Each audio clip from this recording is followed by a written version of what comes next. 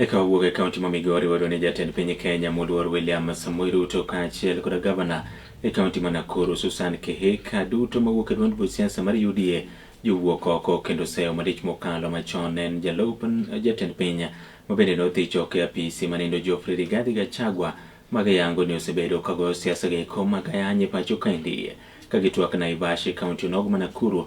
Jotelo geko yango ni Gachagua ne omayo kanyendo owadgi e kinde mabende koro ne odwa tho mwandu mage kendo weyo ka koro chiwo wadgi kaachiel kod nyithi wadgi eko chandore ka jatend piny Kenya onyise mar mondo mi oduok mwandu eko ka osingo rakore kode nyaka giko neno ni mwandu eko oduoko.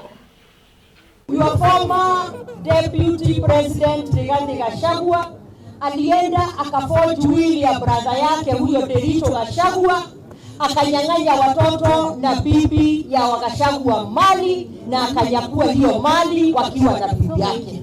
Kwa hivyo sisi tunasema kama wamama viongozi kwanza, hiyo ni maneno ya kuhuzunisha sana, na tukiwachilia mama wa level hiyo wakifanywa hivyo, hata nyinyi mtakuja kufukuzwa kwa wazee wa kiada. Kwa hivyo sisi kama wamama tunasema Your Excellency the President, stand with the women of this country, stand with the family of Derito Gachagua, kwa sababu wamenyanyaswa. Na huyu alipoenda, huyu Gachagua former deputy president, alipoforge hiyo will aliandika pale chini ati mtu akienda kotini kama beneficiary, kama bibi ama watoto wa Gachagua mwenyewe, ukienda kotini utadisinheritwa, utakuwa na zero. Kwa hiyo wakanyamaza kwa sababu waliona wakienda kotini watakuwa na zero, kila kitu itaenda. Kwa hiyo Your Excellency, help us, because as a woman leader I feel I have sleepless nights kuona wenye wako na nguvu wakinyang'anya wenye hawako na nguvu. Nitasikika sivyo? Ninyi endeleeni na matusi, si ndio? Lakini mali ya wajane na mayatima utarudisha. Hiyo hakuna mtu hiyo mwezi hapa. You can insult me as much as you want.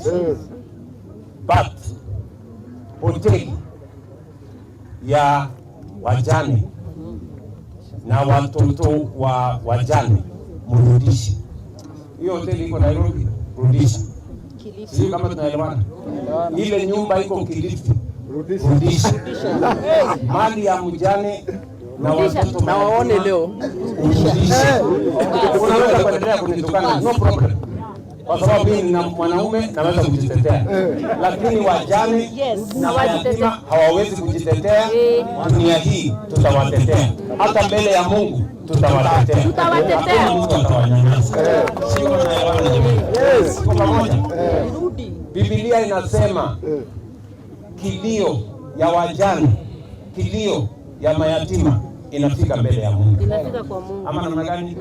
So usikuwe na wasiwasi, hao watu tawanyorosha.